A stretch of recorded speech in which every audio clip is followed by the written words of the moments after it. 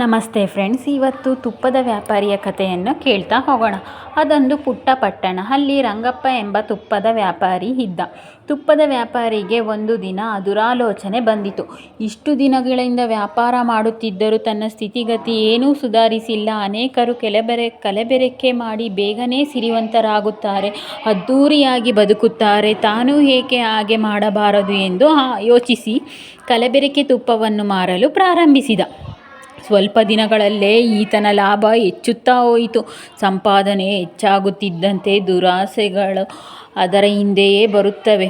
ಮನೆಯಲ್ಲಿ ಐಷಾರಾಮಿ ವಸ್ತುಗಳು ಬಂದವು. ಹೆಂಡತಿಯ ಮೈಮೇಲೆ ಒಡವೆಗಳು ಹೊಳೆಯತೊಡಗಿದವು. ಮಗನ ಕೈಗೆ ಸೈಕಲ್ ಬದಲು ಮೋಟಾರ್ ಬೈಕೂ ಬಂದಿತು. ಆದರೆ ಆ ವ್ಯಾಪಾರಿಗೆ ಪಾಪಪ್ರಜ್ಞೆ ಕಾಡಲೇ ಇಲ್ಲ.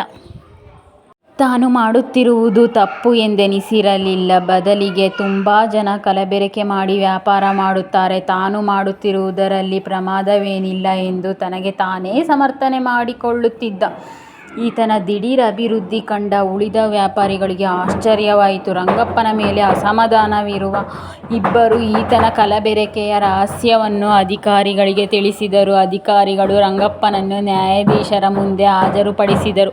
ನ್ಯಾಯಾಧೀಶರ ಆದೇಶದಂತೆ ಆತನಲ್ಲಿರುವ ತುಪ್ಪವನ್ನು ಪರೀಕ್ಷಿಸಿದಾಗ ಅದು ಕಲಬೆರಕೆಯಿಂದ ಕೂಡಿದ್ದೆಂದು ಸಾಬೀತಾಯಿತು. ಅಲ್ಲಿ ವಾದ ಪ್ರತಿವಾದಗಳು ಮಾಡುವವರು ಯಾರೂ ಇರಲಿಲ್ಲ.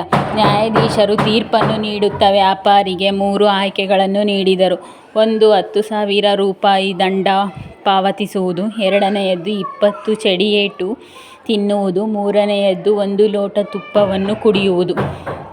ಇದರಲ್ಲಿ ಯಾವುದಾದರೊಂದು ಶಿಕ್ಷೆಯನ್ನು ಆಯ್ದುಕೊಳ್ಳಲು ರಂಗಪ್ಪನಿಗೆ ಅವಕಾಶ ನೀಡಿದರು. ರಂಗಪ್ಪ ಕೆಲ ಹೊತ್ತು ಯೋಚಿಸಿದ.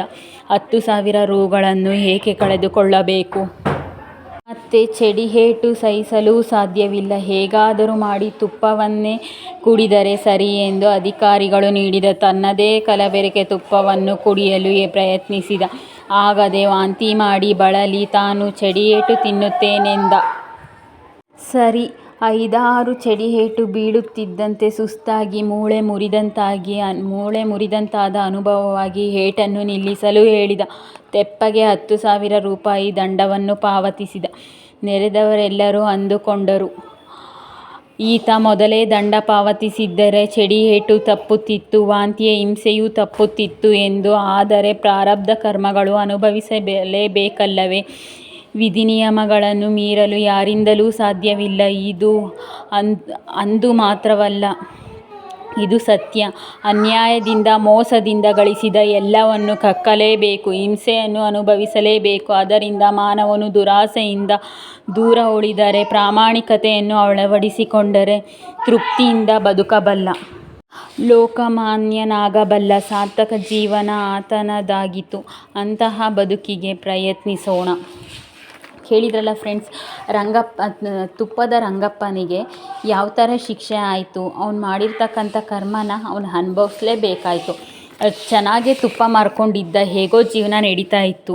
ಅದರಲ್ಲೇ ಹೇಗೋ ನಡೆಸ್ಕೊಂಡು ಹೋಗೋಬಿಟ್ಟು ಯಾರೋ ಮಾಡ್ತಾರೆ ಅಂತ ಹೇಳ್ಬಿಟ್ಟು ಆ ತುಪ್ಪಕ್ಕೆ ಮತ್ತೇನೋ ಬೆರೆಸಿ ಕಲಬೆರಕೆ ತುಪ್ಪವನ್ನು ಮಾಡ್ತಾನೆ. ಕಲಬೆರಕೆ ತುಪ್ಪ ಮಾಡಿದ್ದಕ್ಕೆ ಅವನ ಫ್ರೆಂಡ್ಸ್ಗಳೇ, ಅವನ ಸ್ನೇಹಿತರೆ, ಅವನಿಗೆ ಆಗದೇ ಇರೋರೇ ಅವನನ್ನು ಹಿರಿಯ ಅಧಿಕಾರಿಗಳಿಗೆ, ಫುಡ್ ಆಫೀಸರ್ಸಿಗೆ ತಿಳಿಸ್ಬಿಟ್ಟು ಅವನನ್ನು ಏನು ಮಾಡ್ತಾರೆ ಅಂದರೆ ಪೊಲೀಸ್ನರಿಗೆ ಇಟ್ಕೊಡ್ತಾರೆ.